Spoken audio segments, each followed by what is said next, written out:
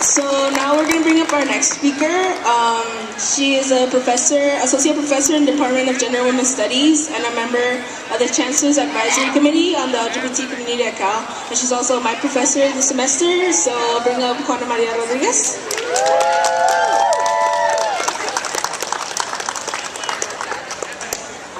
Hola, mi gente! Happy National Coming Out Day. And I wish I had a great coming out story that was some kind of testament to my bravery about being out and proud. I don't.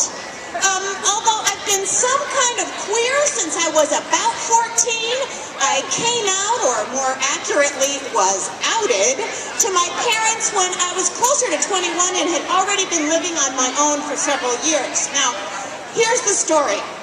One day, my mother walked in on my sister and her girlfriend doing the wild thing in my mother's house. Now, my sister was visiting from California, and her famous last line as she packed up to return to San Francisco was, "Yes, I'm a lesbian, and your other daughter is too." So that's how I came out. And yes, all hell broke loose. Every saint in our house, and we had lots of saints in our house, had multiple candles burning, and I swore the whole house was going to burn down. And in typical Latino fashion, the house filled up with aunts and cousins and primas and all kinds of familia who were coming to offer and console my poor mother. And much hysterical crying and screaming ensued. Now, I should say that my parents might have known. On more than one occasion, while I was still in high school, I had left the house in full disco regalia, in the company of some very handsome butch in a suit and tie. My good friend, mi buena amiga, as my grandmother would call her. So even though they had seen me with not one, but in fact several very handsome young butches, no one ever said a thing. Without a label, my parents seemed just fine. In Spanish, there's a saying that says, "Lo que se sabe, no se pregunta." What you know, you don't ask. So part of what I want to say today is that not everyone needs to come out in order to be proud about who they are or who they love or how they love. Each of us has to deal with our own unique set of circumstances in terms of how we negotiate the world. I also want to say not everyone has the luxury of coming out. As queer people, we are still subject to legal discrimination in employment, housing, healthcare, custody. In many states, we are subject to violence on the streets and in our homes. We are surrounded by hate in the media and in our communities. And this hate and violence and discrimination affects all kinds of people, young and old, not just people who have self-identified or people who have come out as LGBTIA.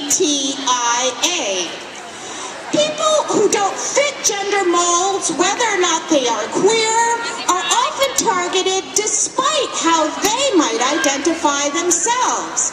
And many of us get read or called things we might not call ourselves. Trans women might be called straight when they identify as queer, or folks see them as, or they might be called gay when they identify as heterosexual.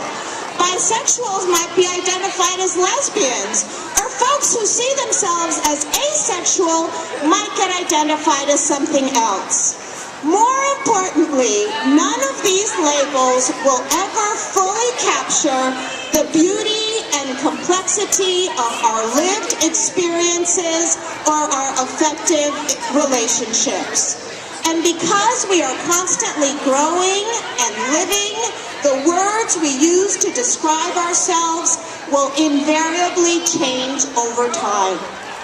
So what might all of this mean in terms of National Coming Out Day? I want to propose another kind of meaning, a meaning that attempts to respond to the ways in which hate is killing our young people, to the ways violence and fear impact all of us.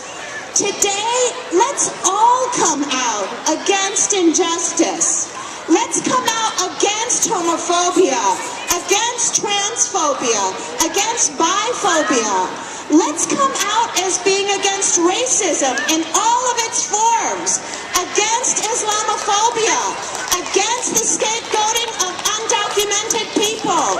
Let's come out against the discrimination and stereotypes directed at people that are differently abled.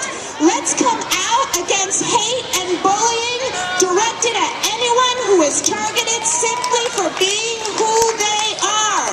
And let's keep coming out.